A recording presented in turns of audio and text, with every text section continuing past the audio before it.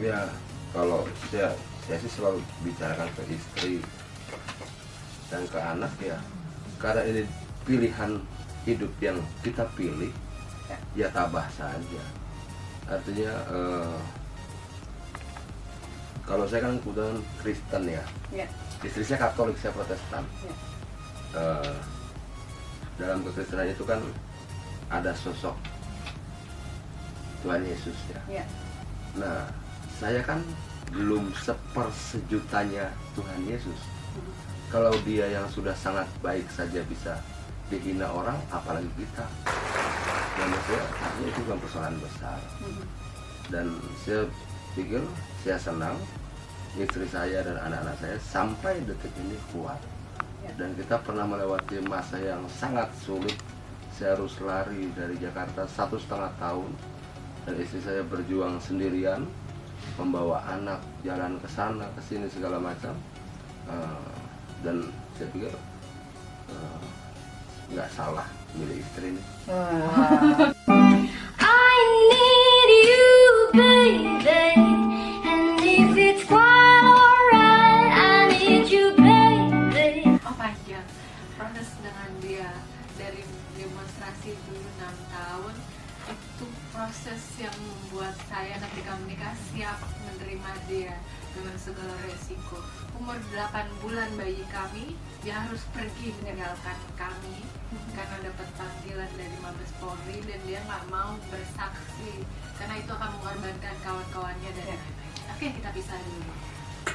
Itu pertama, dan dia sangat marah, dia lagi senang dengan anak yang lucu-lucunya, dan dia harus dipisahkan oleh negara saat itu karena dianggap musuh negara. Dan itu tidak sekali, 2 kali mengalami itu. Ketika anak 3,5 tahun, kantor hukum dia harus dihancurkan oleh polisi saat itu, berantakin dan lain-lain, dan diberi polis line.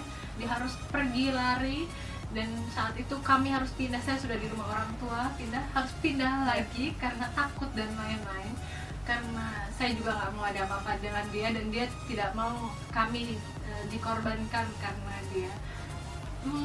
Proses dan lain-lain, ketakutan itu kita lalui.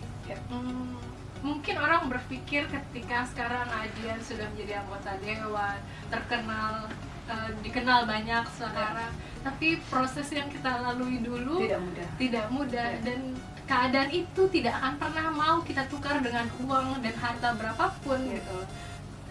Tapi dia bersedia menukar itu untuk perubahan terhadap negara. Tapi kalau ditawar ditukar dengan uang, saya nggak mau. Dia pun juga sangat pasti tidak mau. Tapi untuk perubahan dia mau menjalani itu. Itu yang juga membuat saya semakin kuat. Jadi apapun kita jalani, selama kita yakin, dan saya yakin apa yang dia jalani adalah benar dan untuk tujuan benar. Amin. Pastinya, pasti bahwa yang dia berikan selama ini bukan janji untuk kayak sebuah harta dan lain-lain. Tidak, dia tidak pernah memberikan.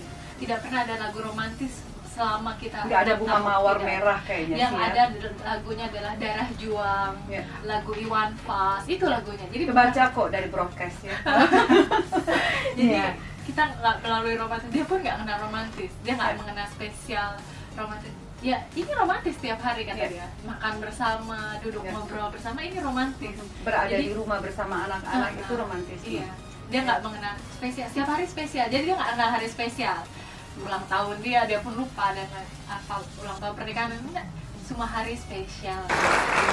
Kalau saya tidak ada sesuatu yang khusus ya, dan saya tidak mengatakan bahwa dia harus hafal Pancasila 1-5,